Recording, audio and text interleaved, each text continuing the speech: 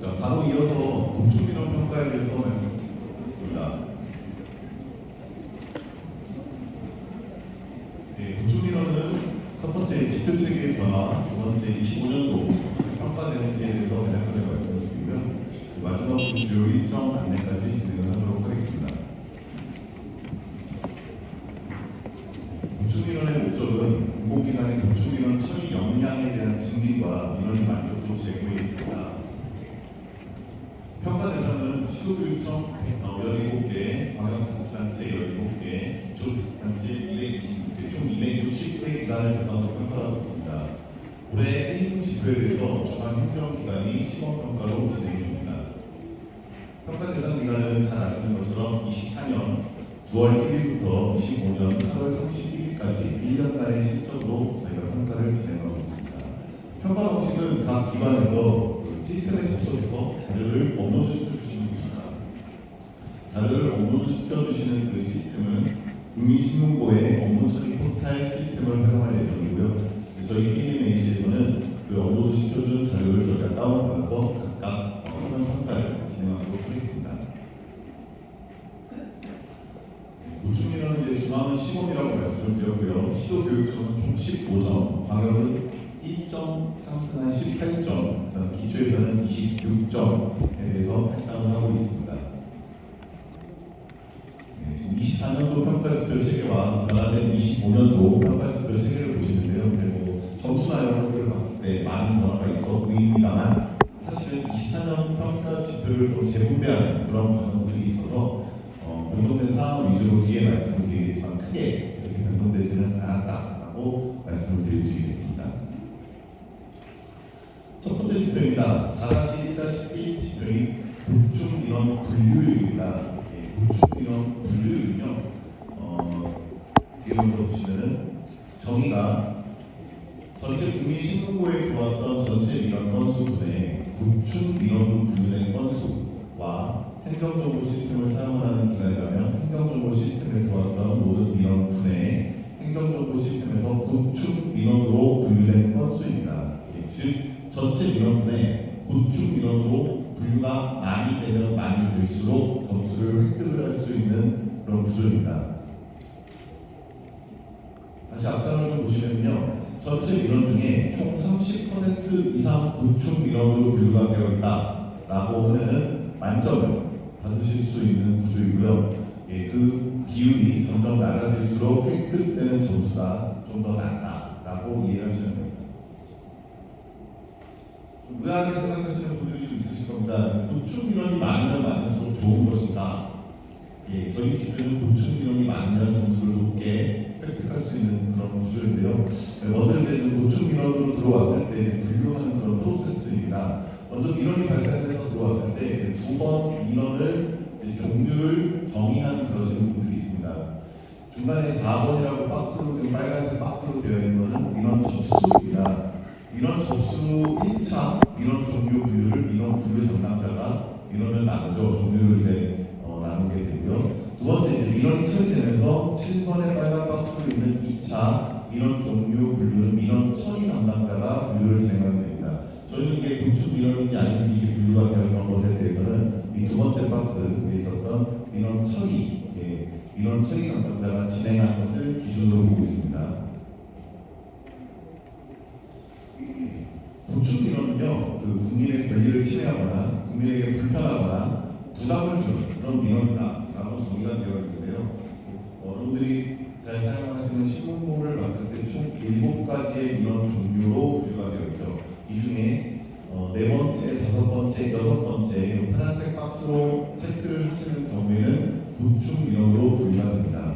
자, 아까도 잠깐 말씀을 드렸는데 왜 곤충 민원이 많으면 점수를 높게 받는 것인가, 곤충 민원이 과연 좋은 것인가에 대해서 간략하게 좀 말씀을 드리겠습니다.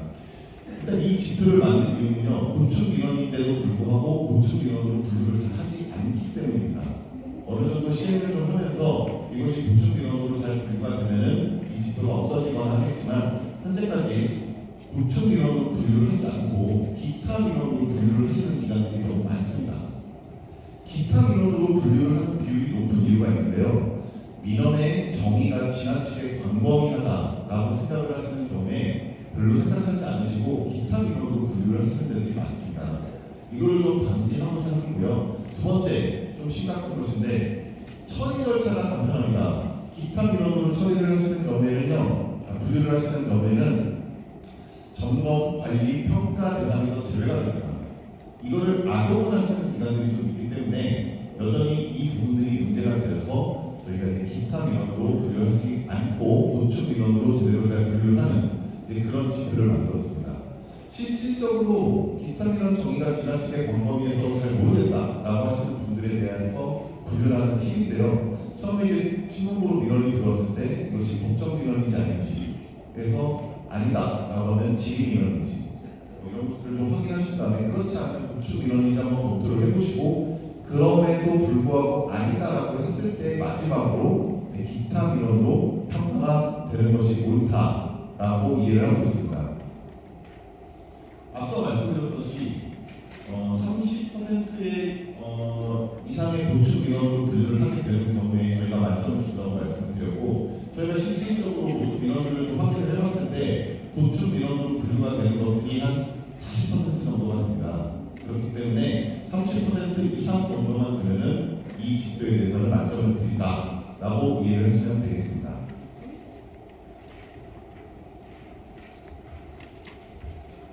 두 번째 4-1-2 지표인 집단 고충 민원 처리 적정성이라는 지표입니다.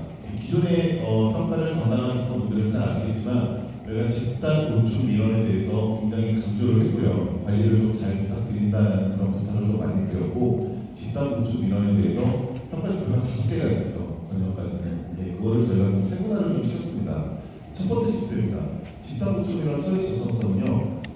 접수된 집단 고충 민원에 대해서 실질조사, 관계기관 협의, 주민 간담회를 실시했던 자료를 저희한테 제출해 주시면 됩니다. 전년과는 달라진 부분은요. 전년에는 집단 고충 민원을 5인에서 99인까지 그리고 100인 이상 이렇게 두 가지를 나눠서 저희가 관리를 했었는데 올해부터는 이렇게 100인 이상 이렇게 관리가 되지 않고 5인 이상의 집단 고충 민원이면 그냥 모두 다 집단 고충 민원이다 라고 모수를 이원화시키지 않고 하나의 모수로 저희가 보고 있습니다. 그래서 전체 집단 고충 민원으로 들어왔던 건수 중에 뭐 10건이다 집단 고충 민원이 관리하고 있는 1년 동안 10개다라고 했을 때 그 중에 30% 이상, 즉 한 3건 이상 정도 실질조사, 관계기관 협의, 주민 간담회에 대해서 자료를 제출해 주시면 만점을 받는 그런 구조로 되어 있고요. 실질적으로 이런 것들이 5건 이상 그렇게 실질조사나 이런 것들을 했는데 제출을 만약에 3건만 해주신다 라고 했는데 저희가 봤을 때 약간의 정성적인 평가가 좀 이루어지기 때문에 인정이 안 되는 것이 있을 수 있습니다. 그러면 한 건이 인정이 안 된다. 그럼 저희는 2건으로밖에 인정이 안 되죠. 그럼 10건 중에 2건이니까 20%밖에 안 되는 겁니다. 그러니까 5건을 했다 라고 하면은 다 제출해 주세요. 다 제출을 해주시면 저희가 30% 이상이 됐다라고 하면 만점을 받으실 수 있는 그런 구조이기 때문에 전체 이렇게 주시면 되고요. 제출 표들은 출장 공명서라든가 관계기관 협의 결과 보고, 간담회 결과 보고, 주민 의견 수렴 결과 보고서 이런 것들을 제출해 주시면 됩니다. 향후에 받으실 매뉴얼에 그런 증빙자료 어떻게 되는지 좀 더 자세하게 나오니까 참고를 해주시면 됩니다. 4-2-1 기관장 등 민원 해결 노력도라는 지표입니다. 전년도에도 비슷한 지표가 있었죠. 이번에 기관장 등 민원 해결 노력도를 정성 지표로 저희가 평가를 지금 받고 있습니다. 그래서 보시는 것처럼 문제의 정의, 기관장 등 민원 해결 노력도, 평가, 민원 평가 항목을 저희가 평가를 받고 있고요. 우수한 사례를 한 건만 제출해 주시면 됩니다. 2건 이상 제출을 해주시면 저희가 이제 랜덤하게 한 건만 저희가 선정을 해가지고 평가를 하기 때문에 잘 하셨다라고 생각되는 것에 대해서 한 건만 제출을 해주시면 되고요. 저희가 기관장 등이라고 되어 있지 않습니까? 그래서 혹시 이제 기관장님께서 이런 것들을 하지 못하셨다라고 했을 때는 저희가 이제 부기관장님이라든가 시민국장, 시민고충처리위원회 의원이라든가 다른 분들이 하신 거에 대해서도 평가를 받긴 하지만 여기 보시는 것처럼 기관장 등 민원 해결 노력도 전체 100점 만점에 50점짜리에서 웨이트가 좀 있습니다. 만약에 50점 중에 평가를 40점을 받았다라고 하면은 기관장님이 하셨다 그러면 그 40점을 다 받으시는 거지만 요 50점 중에 40점을 받았는데 부기관장님이 하셨다라고 하면은 그 중에 90%만 획득하실 수 있게 되어 있는 지표입니다. 4-2-2는 권익위 시정 권고 의견 표명 수용률이라는 지표입니다. 네, 여러분들 그 기관에서 한 3월쯤에 그 시정 권고나 의견 표명이 된 것들에 대해서 권익위에서 공문이 나왔을 겁니다. 아마 지금 많이 받는 질문 중에 하나가 도대체 시정 권고 의견 표명을 했다 안 했다, 수용했다 안 했다에 대해서 우리가 자료를 어떻게 찾습니까? 라고 지금 되어 있는데 이건 지금 오른쪽에 보시면은 권익위에서 시정 권고 의견 표명을 한 것에 대해서 확인을 하셔라라고 되어 있죠. 예, 그래서 구축 민원 처리 결과 통보 등의 제목으로 의견서 전문을 해당 소관부서에 공문 통보하였습니다. 그래서 그걸 확인을 하시면 되고요. 지수는 잘 아시다시피 권익위가 이제 시정 권고 의견 표명을 한 건수 분의 각 기관에서 기관이 수용한 건수다라고 이해를 하시면 되고요. 이제 시정 권고 의견 표명 수용률이니까 저희가 지금 10건인데 10건 중에 10개를 다 해야 만점을 100%를 해야 만점을 받으실 수 있는 구조로 되어 있습니다. 이 지표는 좀 특이한데 저희가 이제 1년치를 대상으로 지금 한다라고 초반에 말씀드렸는데 이건 그렇지 않고요. 22년 7월 1일부터 25년 6월 30일까지 최근 3년간의 평가 대상입니다. 그리고 오른쪽 아래 박스에 보시는 것처럼 저희가 사전에 8월 4일 날 시스템을 통해서 기관별 1차 공지를 합니다. 지금 이미 공문으로 다 나갔다고 말씀을 드렸죠. 우리가 이런 것들에 대해서 시정 공고와 의견 표명을 저희가 권익위에서 했다라는 그런 공문이 나왔고 그 중에 기관이 뭐를 수용했다라는 그런 공문이 있을 것인데 지금 기간에는 이제 좀 더 수용을 할 수 있는 것들에 대해서 하시면 되고 8월 4일 날은 최종적으로 이제 권익위에서 수용률을 보이게 되고 각 건수가 다 나옵니다. 10건이면 10건에 대한 건수를 다 보여주고 그 중에 수용을 했다 안 했다를 다 표시해서 보여드리는 것이 8월 4일이고요. 그것에 대해서 정정할 수 있는 기간이 18일까지입니다. 그러니까 제일 많이 의견을 받는 것이 우리는 했는데 권익위에서 안 했다고 수용을 안 했다고 했습니다라고 하는 경우가 있어요. 요때 다 확인을 빨리 하셔야 됩니다.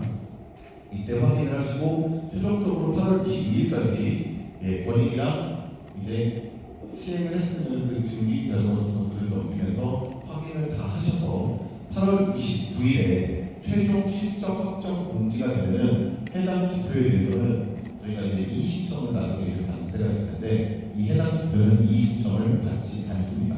그래서 8월 29일 날 최종적으로 이제 시행이 되는 것에 대해서 확인을 해주시고요. 이제 중앙지표에서 시범도 중앙도 이번에 이제 시범도 들어가니까 중앙에서도 확인을 좀 해주시면 되겠습니다.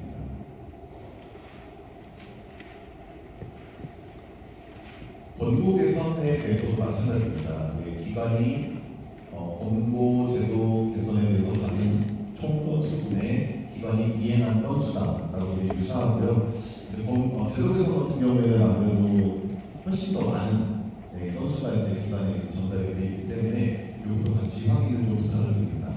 이거는 90% 이상이 되면은 만점을 받는 구조로 되어 있습니다. 워낙 건수가 많으니까요. 90% 이상이다라고 이해를 하시면 되고요. 마찬가지입니다. 권고 과제에 대해서 현황 확인하시는 것도 동일하고 사전 확인이나 정정 일정에 대해서도 동일합니다. 8월 4일 날 확인하시고 18일까지 이제 하셨으면은 빨리빨리 권익위랑 이야기를 하셔야 됩니다. 아마 매뉴얼을 받으시게 되면 시정 공고나 제도개선 관련해가지고 어느 분하고 커뮤니케이션 해야 되는지 그 매뉴얼에 잘 나와 있을 거고요. 마찬가지로 8월 29일 날 최종 실적 확정 공지가 되면 이 신청을 받지 않습니다. 그래서 그 부분에 대해서도 이 확인을 좀 부탁드리겠습니다. 4-3- 구축 민원 전담 조직 운영이라는 지표입니다. 잘 아시겠지만 저희가 이제 계속 권유를 드리는 게 기관 내에 전담 조직, 구축 민원을 해결하는 전담 조직을 좀 운영을 부탁드렸습니다. 이 지표를 만든 이유는 일선에 공무원들이 민원을 해결하시는 데 있어서 잘 하고 계시지만 일부 몇 가지 민원에 대해서 우리 기관에서 공식적인 그런 목소리가 나가야 되거나 조금 더 고민이 필요한 그런 민원이다 라고 하는 경우에 혼자 판단하지 못하고 저희 그 곤충민원 전담 조직과 함께 이야기를 해달라라는 그런 의미이고요. 곤충민원 전담 조직의 운영에 대해서는 이 4개의 지표를 저희가 평가를 받습니다. 4개의 지표를 평가를 받는데 각 지표별로 충족했느냐 하지 않았느냐로 평가를 받습니다. 그래서 이 4개의 지표에 대해서 4개를 모두 충족했다라고 하면 만점을 받는 구조로 되어 있습니다. 하나씩 살펴보겠습니다. 전담 부서 지정이 되어 있어야 됩니다. 그냥 우리 하고 있는데요. 감사에서 다 하고 있는데요. 그게 아니라 전담 부서가 지정이 되어 있다는 것에 대해서 조직보라든가 업무 분장표, 직제관련 내부 규정 이런 것들을 저희한테 제출을 해주시면 저희가 전담 조직으로 인정을 해드리고 있습니다. 두 번째, 전담 인력의 배정입니다. 저희가 말씀을 드리는 것은 무조건 팀장 1명에 추가로 팀원들이 1명 혹은 2명 이상이 있어야 된다라고 말씀을 드리고 있고요. 인구 50만을 기준으로 50만 이상이면 2명 이상의 팀원입니다. 팀장 플러스 팀원이 있어야 되고요. 인구 50만 미만의 기관이면은 팀장 플러스 팀원 1명 이상이 있어야지만 해당 지표에 대해서 충족이다라고 말씀을 드릴 수가 있겠습니다. 세 번째, 곤충민원 관리 통제. 전담 조직이 구성이 되고 운영이 되려면 일을 해야겠죠.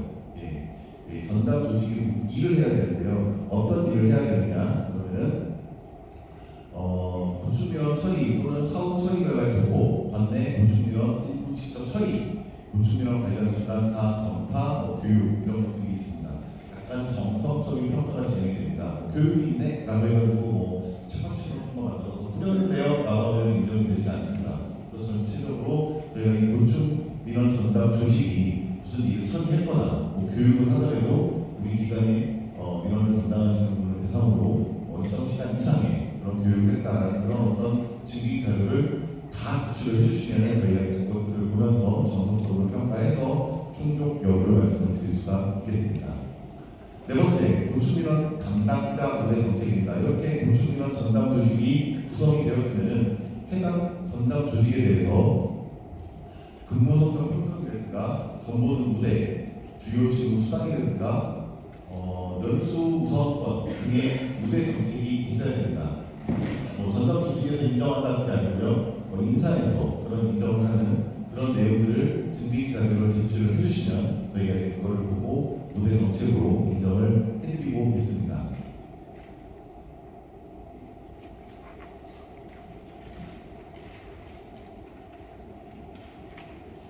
4-3-2는 곤충민원 처리 실태에 대해서 주기적으로 점검해야 된다는 그런 지표입니다. 곤충민원에 대해서 일선 부서에서 열심히 잘 하고 계시겠지만 요즘 박스 왼쪽에 이제 쳐져 있는 것들을 보면요, 저희가 사이클이라고 제가 표현을 하는데 점검 계획을 수립하고 보고를 해야 됩니다. 점검을 시행해서 기관장에 대해서 결과를 보고합니다. 그래서 피드백을 받아서 문제점 발굴 및 대책 수립을 해달라라는 것을 하나의 사이클로 보는데요. 점검 계획을 매년, 매번, 월마다 이렇게 세울 수는 없지 않습니까? 그래서 점검 계획 같은 경우에는 연 1회 계획이 세워져 있어도 괜찮습니다. 우리 기관은 곤충민원에 대해서 기관장님 혹은 부기관장님까지한테 월 1회 하겠다 혹은 분기 1회 보고를 하겠다 이런 점검 계획이 있어야 됩니다. 이 계획은요, 점검 계획의 결재권자는 꼭 기관장님이나 부기관장님이 아니셔도 됩니다. 부서장님, 국장 등여도 무방하다. 이런 계획이 일단 수립이 되고요. 그 다음에 두 번째, 세 번째, 네 번째 박스가 만약에 분기별로 우리가 곤충민원에 대해서 주기적으로 보고를 하겠다라고 했으면 두 번째, 세 번째, 네 번째 박스는 분기별로 이렇게 있어야 됩니다. 저희가 권장하는 거는 분기별 1회입니다. 그래서 이런 것들이 잘 시행이 됐는지, 분기별로 시행이 됐는지, 월 1회 시행하시는 데들도 많이 계시는데요. 저희가 연에 3회 이상 됐다라고 하면 점검 횟수의 평가에 대해서는 만점을 드리고 있고요. 자, 평가의 점검 횟수와 충실도 이렇게 두 가지를 보는데요. 충실도는 뭐냐면은 이렇게 월별로 했다 그러면은 12개의 보고 문서가 있을 거니까 그 그 12개의 보고 문서를 캡처해가지고 저희한테 보내주시겠죠.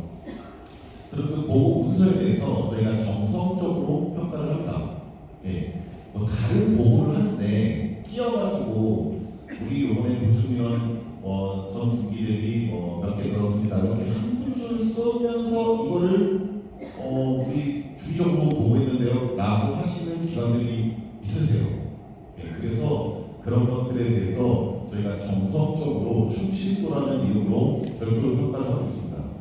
그래서 저희가 충실도도 4단계로 나눠서 평가를 하고 있고요. 좀 이제 잘 된 것들에 대해서는 말씀드리면 이 부분에 대해서는 몇 건이고요. 전년 대비, 전 분기 대비, 전달 대비 몇 건이 올랐고요. 이렇게 건수를 보고하는 것에 대해서 저희가 이렇게 권장드리지는 않고요. 물론 이제 건수 보고를 많이 하시는 걸로 알고 있지만 저희가 이제 요청드리는 거는 지금 이런 어려운 건축 민원이나 이런 것들에 대해서 기관장님의 의견을 한번 듣거나 아니면 이렇게 어려운 것들을 우리가 이렇게 처리했다거나 이런 것들을 보고하고 기관장님한테 피드백을 좀 받아달라는 것입니다.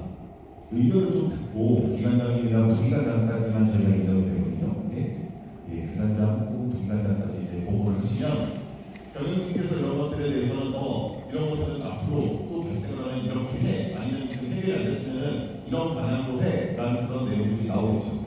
예, 그런 것들에 대해서 이해를 잘 해달라는 겁니다. 그럼 보고서를 제출했을 때는 기관장님이나 부기관장님이 피드백을 주신 내용이 당연히 담겨있지 않겠죠.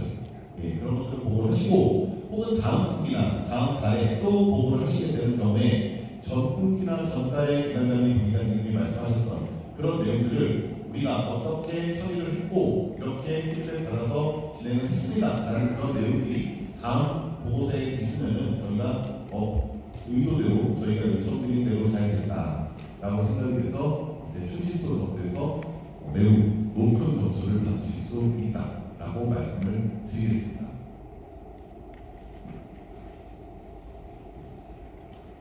4-3, 4-3은 집단 노출 민원 관리 적정성입니다. 앞에서도 나왔죠. 집단 노출 민원에 대해서 실질 조사나 이런 것들을 부탁을 드렸는데 여기서는 지금 3가지 지표에 대해서 저희가 평가를 또 받고 있습니다. 작년에도 있었습니다. 이게 다. 그래서 집단 노출 민원, 일단 5인 이상 되는 집단 노출 민원으로 분류가 된다고 얘기를 드렸는데 집단 노출 민원으로 들어오는 경우에는 좀 관리를 엄격하게 해달라. 일반 노출 민원과 달리 집단 노출 민원 관리를 엄격하게 해달라는 의미로 관리 카드를 좀 작성을 부탁드렸습니다. 그리고 자체 규정에 따라 보고 방침 하나를 해달라라는 내용이고요. 이런 경우에 자체 규정도 저희한테 제출을 해주셔야 됩니다. 그리고 자체 규정에 따라 보고 방침이 되었던 내용도 같이 저희한테 주셔야 됩니다. 그래야 평가가 2개가 다 있어야 그 규정에 맞게끔 되어 있는지 저희가 평가를 하고요. 3번째, 집단 노출 민원에 대해서 발생 가능성 검토입니다. 그러니까 앞에 2개와 앞에 있었던 실질조사나 이런 것들은 현재 우리 기관에 들어왔던 집단 노출 민원에 대해서 하는 거고 3번째, 이거는 집단 노출 민원으로 발생할 가능성이 있다라고 판단이 되는 사안에 대해서 선제적으로 먼저 예방 활동을 하시는 것에 대해서 보고서 하나만 제출해 주시면 됩니다. 예, 이런 것들에 대해서 평가를 받고 있고요. 관리 카드 같은 경우에는 평가 대상 내에 접수된 집단 노출 민원에 몇 건, 10건이나 아까 말씀드렸으면 관리 카드를 한 3건 이상은 관리 카드를 작성을 하시고 계셔야 되는 거고요. 2번째, 자체 규정에 따라 보고 방침 판별도 전체 평가 기간에 접수된 집단 노출 민원 20% 이상 이렇게 저희가 평가를 하고 있습니다. 그래서 발생 가능성 한 1건 이렇게 제출을 해주시면 저희가 평가를 해드리고 있습니다.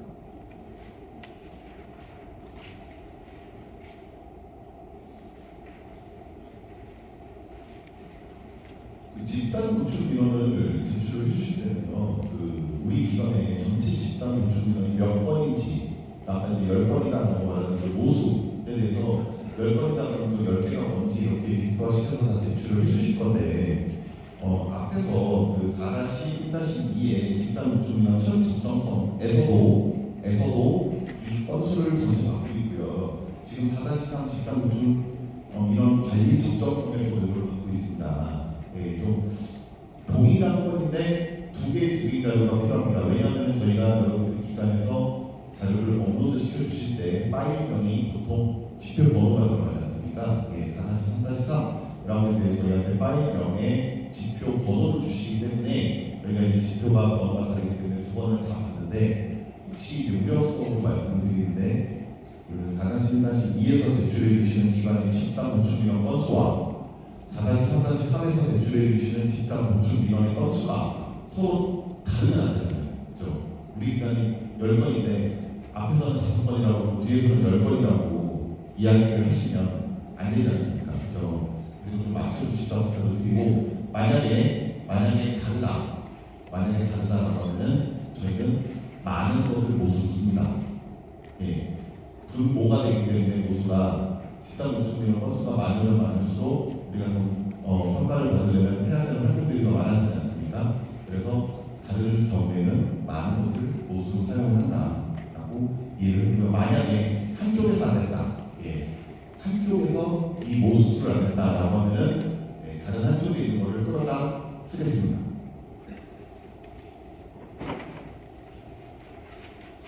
네, 4-3은 시민노출처리위원회 활성화라는 지표입니다. 시민노출처리위원회 활성화 지표는 저희가 이제 단계별로 시민노출처리위원회에 대해서 활동 사항별을 단계를 이제 7단계로 만들어서 요거는 지금 교육청으로 빠졌고요. 나머지 방역 기초에서만 지금 진행을 하는데 우리는 시민노출처리위원회가 없어요. 그럼 점수를 못 받는 지표인데 이게 점수가 득점이 되게 높아요.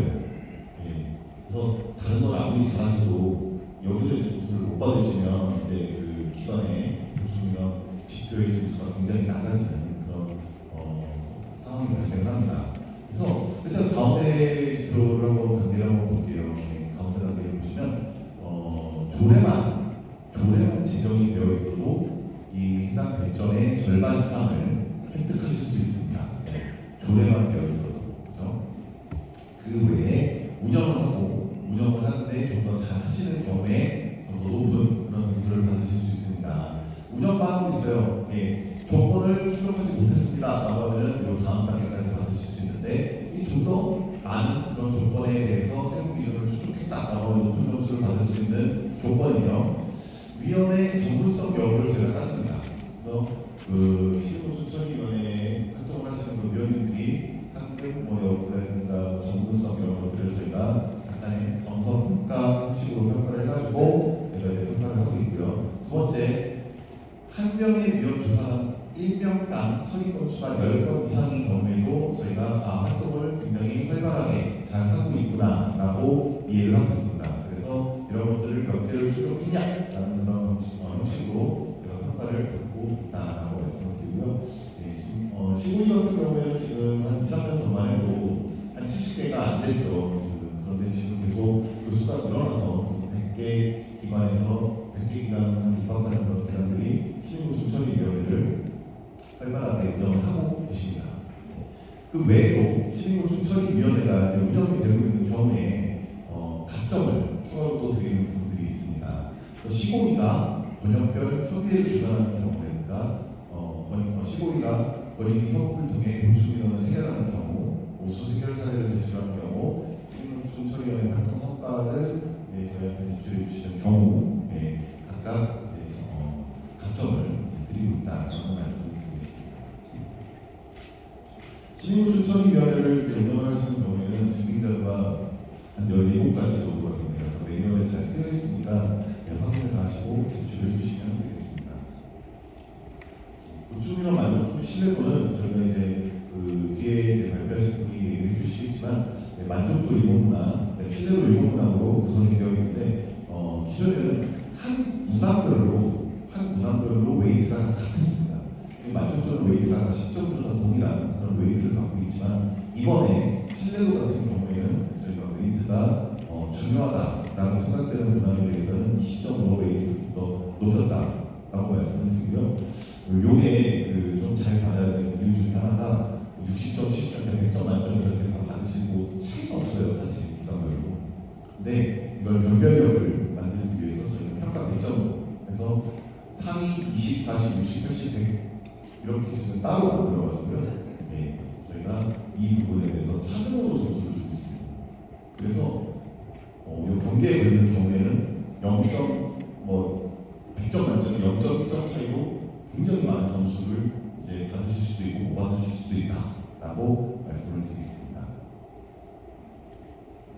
가점입니다. 저희는 이제 가점, 감점을 운영을 하고 전체 마이너스 3점부터 플러스 3점까지의 이제 가감점을 받으실 수 있는데요. 가점 같은 경우에는 크게 세 가지로 구성이 되어 있습니다.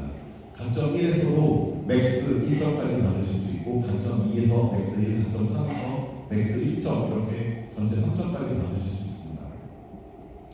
첫 번째 가점, 고충 민원 역량 강화 교육에 대한 지표입니다.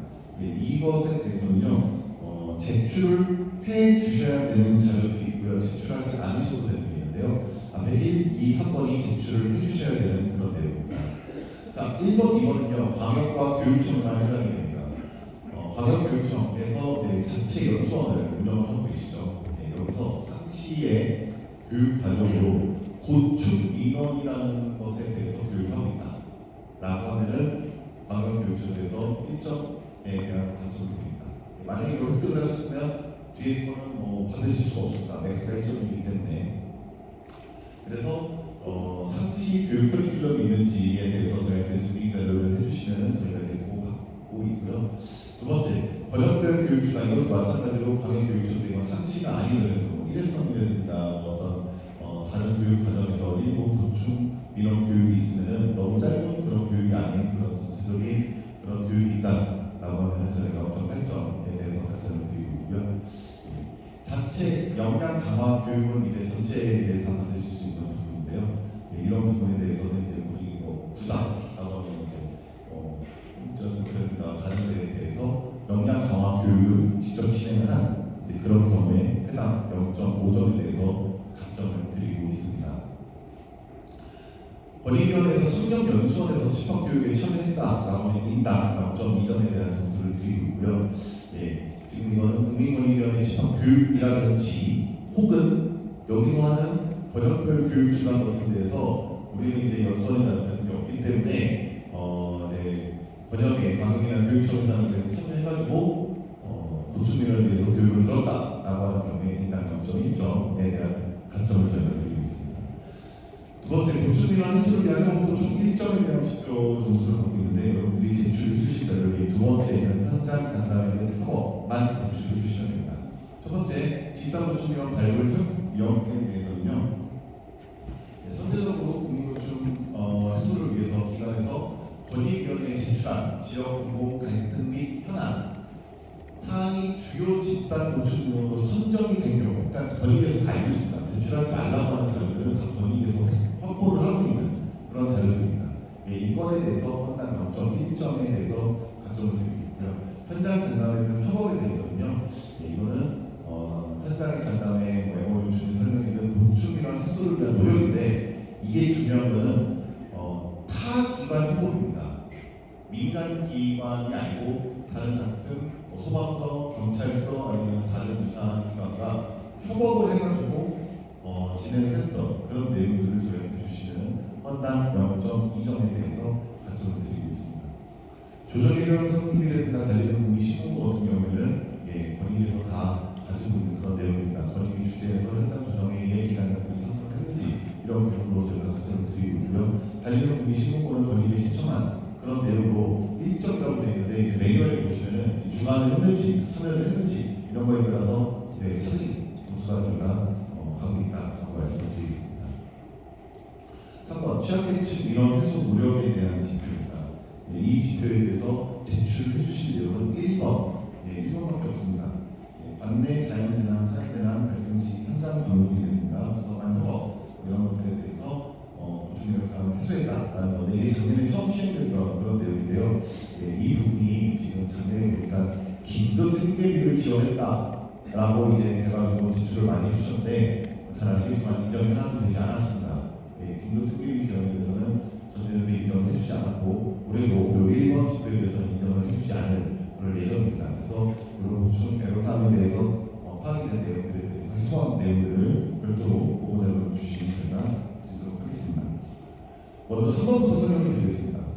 달리는 국민신문고의 복지 사각지대 발굴 지원 사업에 선정이 돼가지고 거기서 긴급 생계비가 지원이 됐다. 요거를 인정해 드리도록 하겠습니다. 긴급 생계비 지원에 대해서. 이렇게 달리는 대한민국시민부에서 이 사업에 대해서 선정되는 경우만 긴급 생계비 지원으로 인정을 받는다라고 이해해 주시면 되고요. 두 번째, 사회 취약계층 관련 권익위 주제 현장 회의 간담회 등에 적극 협조를 한 경우에 대해서만 저희가 인정해 드립니다. 별도 자료 제출이었고요. 네 번째, 사회 취약계층 명세 소상공인 관련해가지고 시정공고 표명 제도 개선 권고를 지체 없이 수용하거나 해결이 되었다라고 이제 되는 경우에 저희가 그 부분에 대해서 건당 5.2점에 대해서 인정을 해드리도록 하겠습니다. 감점입니다. 자체 감사 규정에 대해서 자체 감사 면책 규정이 이제 정비가 안 돼 있는 그런 기관들이 전체 260기관 중에 10기관도 안 됩니다. 한 번 정비가 되었다라고 하면은 끝까지 이 부분에 대해서 감점을 받으시지 않으세요. 근데 아직까지 매년 마이너스 1.5점을 계속 받으시는 그런 기관들이 있습니다. 그래서 해당 기관들에 대해서만 자체 면책 규정에 대해서 정비를 했다라고 저희한테 주시면 저희가 이제 앞으로는 이 부분에 대해서는 감점을 하지 않도록 하겠습니다. 두 번째, 미래기관 컨설팅 참여입니다. 미래기관 컨설팅을 저희가 이제 5월에 지금 예정 좀 되어 있습니다. 아직 기간에 어느 기관이 해당 기관인지 아직 잘 모르시는 분들이 있을 건데 저희가 이제 조만간 공문이나 안내를 통해 나갈 겁니다. 그 경우에 저희가 갔는데 오라는 게 아니고 저희가 갑니다. 기관에 다 미래기관에 대해서 가가지고 컨설팅을 해드릴 건데 그때 부착하셨다라고 하는 경우에 저희가 감점을 드리는 지표입니다. 마지막으로 권익위원장이 주재하는 현장 조정 회의가 있을 경우가 있습니다. 한 연에 한 20번이 안 됩니다. 그러니까 우리 기관이 해당될 가능성이 극도로 낮죠. 그러니까 감점을 받으실 확률이 매우 낮은데 권익위원장님께서 직접 가셔가지고 현장 조정 회의에 참여를 하시는데 그 기간이 해당 기간의 기관장이 불참했다 하는 경우에 저희가 이제 감점을 드리는 그런 지표다라고 말씀을 드릴 수 있겠습니다. 그래서 마지막으로 주요 일정 안내입니다. 저희는 이제 잘 아시는 것처럼 업로드 시켜드리고 저희가 평가를 하면은 이제 언제 업로드 시키시냐면 요때입니다. 8월 31일까지에 대한 내용을 9월 1일부터 9월 12일까지 요때까지 업로드 시켜주시고 만약에 요 날짜 뒤에 업로드가 됐다 그러면 저희가 1일당 선수의 감점이 있습니다. 그래서 그 날짜를 지켜주셔서 업로드를 다 시켜주시면 저희가 평가하고요. 저희가 평가 결과에 대해서 각 지표별로 몇 점이고 왜 점수를 획득을 못하셨는지를 지표별로 다 써드릴 거예요. 그럼 그걸 보시고 이의신청을 해주시면은 저희가 이의신청에 대해서 결과를 확인을 해드립니다. 만약에 이의신청 기간에 말씀을 안 해주시면 어리하시는 걸로 생각을 하고 바로 평가를 진행을 합니다. 그래서 전체적으로 이의신청까지 이제 10월 중순에 진행이 될 예정이니까 그때까지 여러분들이 신청 기간이라는 것도 별도로 안내로 나가니까 일정 잘 지켜서 진행해 주시면 될 것 같습니다. 네, 이상 보충 민원에 대해서 이제 설명을 드렸고요. 혹시 질문 있으시면 드리도록 하겠습니다.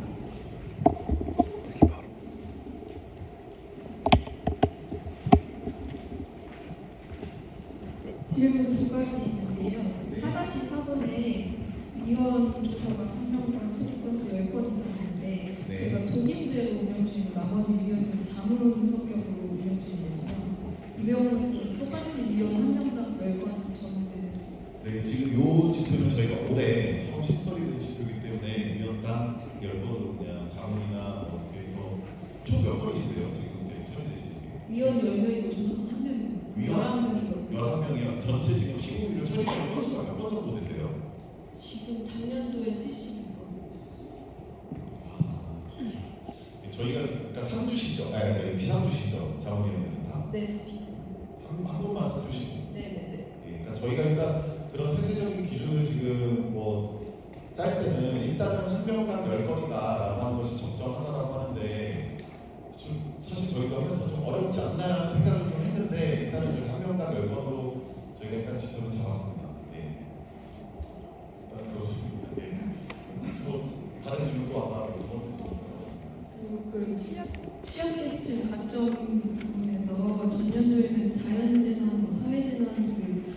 존재 조건이 없었는데 올해 생긴 것 같은데 네. 이게 재난이랑 상관없는 민원인도 해당이 되는지.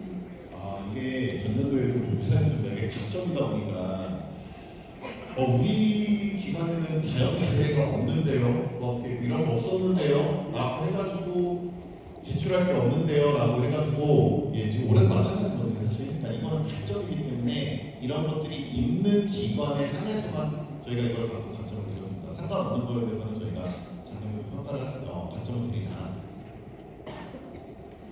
혹시 뭐 다른 질문 있으신가요?